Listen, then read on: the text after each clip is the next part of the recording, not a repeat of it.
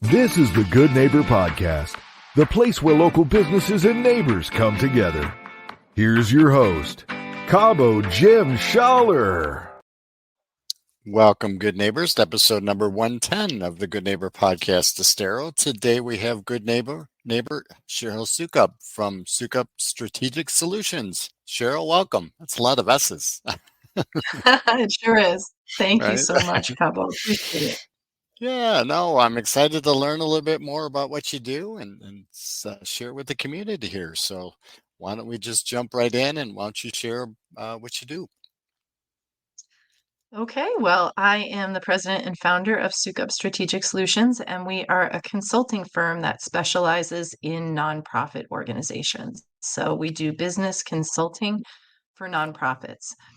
Because most nonprofits are fundraising organizations, we have a real focus on fundraising to help those nonprofits bring in the revenue that they need to accomplish their missions. Very much needed in the community for sure. So can I ask how you got started in this industry? Sure. Well, let's see. I started my career as a scientist, and I was doing research, microbiological research, and then I was helping my husband start a company, and got pregnant. And I thought, I always thought that I would go back to my career once I got my husband set up and established. And as it turned out, best laid plans, just a joke. Right? It really didn't work out the way that we had thought. Our daughter was very medically complicated. She had medically complex. She had a lot of medical issues and needed a lot of help. And so, through the course of trying to learn how to help her, um, I got involved with talking to a lot of different families and a lot of different healthcare organizations. And I ended up volunteering. So I started volunteering to help others. And it kind of helped me feel like I wasn't so alone. Also, I learned a lot from doing that. So it helps my daughter and our family. So as I got more and more involved with volunteering, my volunteering turned into an offer of a part-time job that then evolved into a full-time job. And then I ended up just working in nonprofits after that. So that's kind of how I ended up in the nonprofit space, just wanting to help others and knowing that we're kind of all in this together in this complicated world. So yeah, That and is after that, I didn't really look back. that's incredible. It's like sometimes life shows you the path. It's just like it's not the path you thought you would have, but it takes you down the path you were meant to be at. So obviously, that's a Definitely. challenging situation. My question was going to be along the way, have you experienced any challenges or obstacles? Maybe we look at the business side of things that you can look back at now and say, all right, I made it through that. We're in a better place now. Yeah. Well, I can say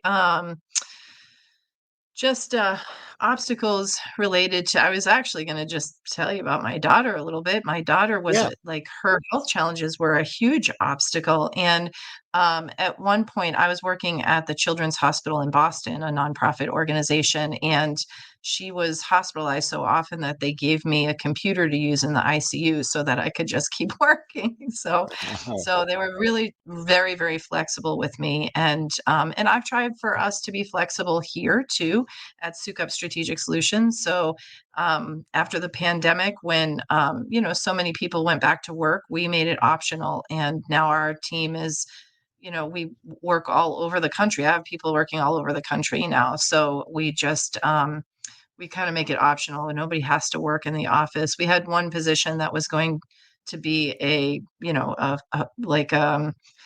position that manned the office, but now we're Yep.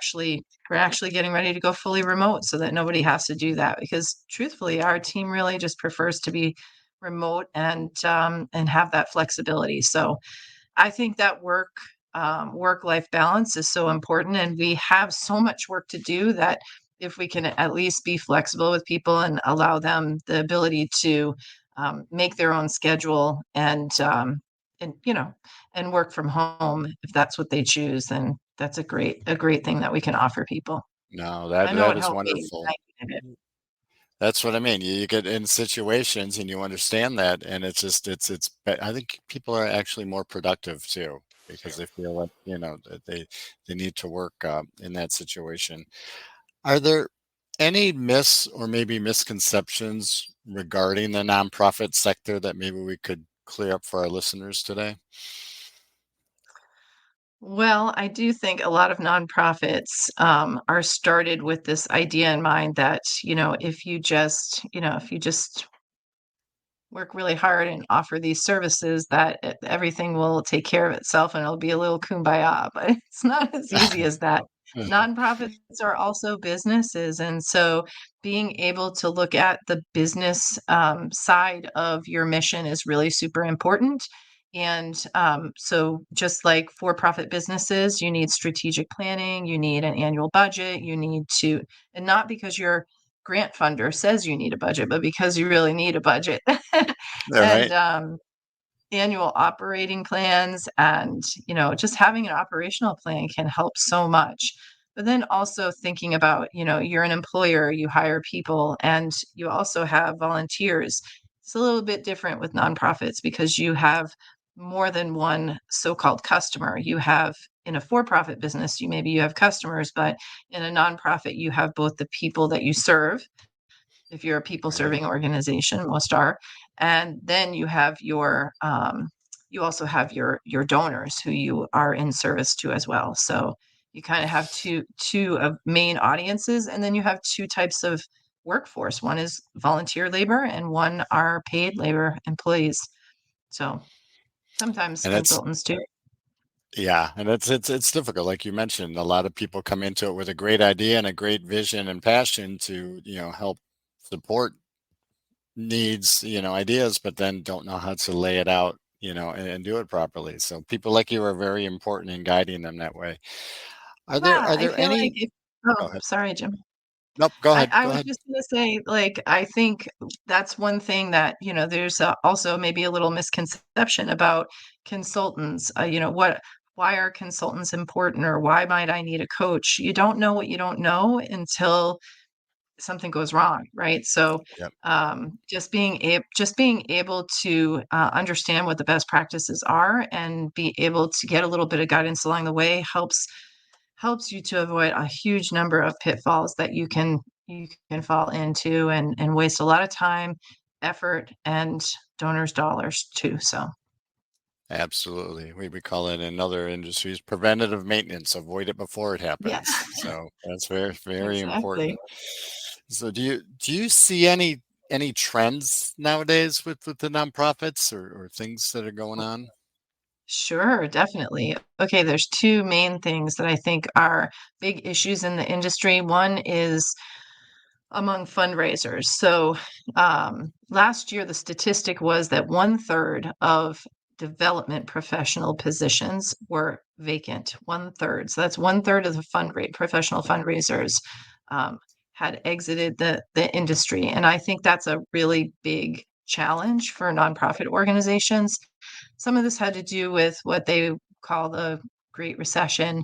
But I think also a lot of people coming into the industry don't really want to work as hard as perhaps people wanted to work or were willing to work in the past. So there's Um, been a little bit of a feeling of, maybe being being a professional fundraiser is not um, everything it's cracked up to be. So I would just say there's, some people are rethinking that as a profession. Um, but I also think another big, huge thing that's helping is that we have AI coming down the pike, and AI in fundraising is transformational. It helps in so many ways. So we're working really hard to stay at the top of the crest of the wave, helping people to understand how to use AI to improve their efficiency, and also tap into creativity, and also get great insights on donor behavior, and opportunities for your nonprofit. So there's so much that AI can help you with. I don't think it takes the place of people, but I think it can help you become much more efficient and give you new insights that you couldn't perhaps have gotten in that kind of amount of time. Most nonprofits are really strapped for time, and so nonprofit professionals struggle to take this big body of data and analyze it, and so they just sometimes never get to it. This makes it so much easier. Yeah, yeah. AI, when used in a proper way, and it can be very resourceful. It's just, like you say, Mhm. mentioned, it saves a lot of time and resources. Um, so outside of this, are you from Southwest Florida originally? I am from Boston originally, but I've been Yeah, here that's for what I thought, right? 22 years. What's that? What brought you down here? Oh, family, just to be near family. I told you I had a daughter with special needs, and we had two more kids really quickly after that. And Huh. um, so our parents said, "Come on down to Florida, and you'll have some extra sets of hands." So we came, and also we just Yeah, thought the weather would be great. It'd be a lot easier to push a wheelchair in the sunshine than in the snow. And we also thought it'd right. be really great to raise our kids in beautiful weather outside all year round where they could just play and be kids. Exactly. That's why we live down here. So speaking of that, Yeah. what you enjoy, I know your job is very demanding and you've got a lot on your plate, but what you enjoy doing outside of work?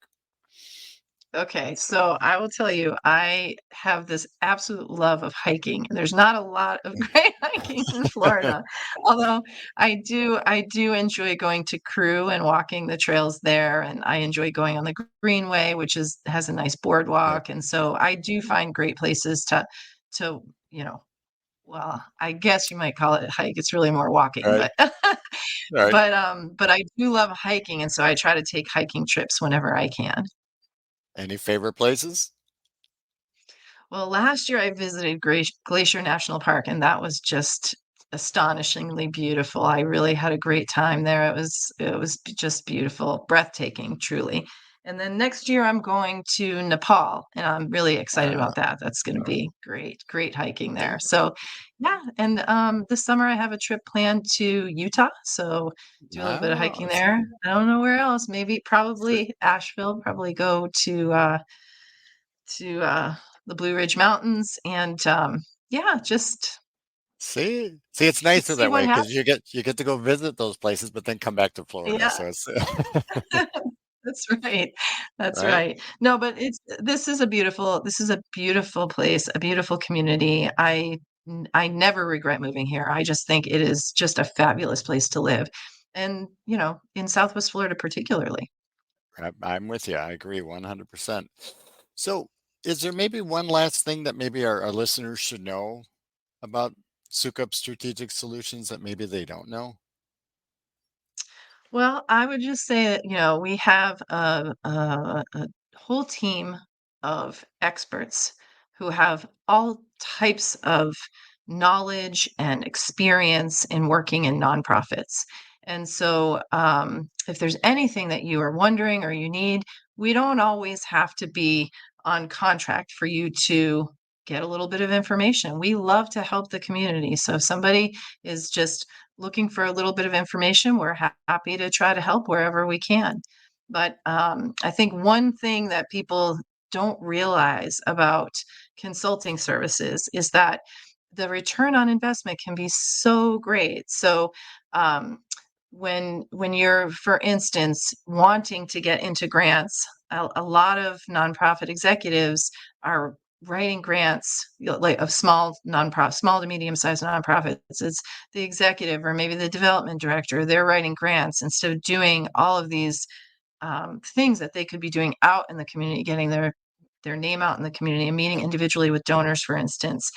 But you know, just having the grants written for you, the return on investment is immense. You can spend a very small amount of money and have a, it come back to you Great return. Yep, many, many exactly. fold, many, many Yep, fold. And so instead of not submitting those grants, making a smaller investment can help you be able to expand the good that you're doing for the community. So, I love it. So how would our listeners go about getting a hold of you or if they're part of a nonprofit or know a nonprofit that needs some guidance? Well, we have a website. It's soukupstrategicsolutions.com. That's SOUKUP strategicsolutions.com. They can also visit us on LinkedIn and on Facebook. And we also have a podcast of our own called Impactability. So Impactability, the Nonprofit Leaders Podcast. So that's another place that you can learn about us and hear some, I helpful tips about working in the nonprofit sector. Some I inspiring love it. stories too. Yeah. Perfect. Cheryl, it's been a pleasure getting to know you. Thank you for being such a good neighbor and what you do to help the community here and locally and nationwide. It's been a pleasure. Thank you so much. I appreciate your time. Yep. Thank you for listening to the Good Neighbor Podcast Estero. To nominate your favorite local businesses to be featured on the show, go to gnpestero.com. That's gnpestero.com or call 239-296-2621.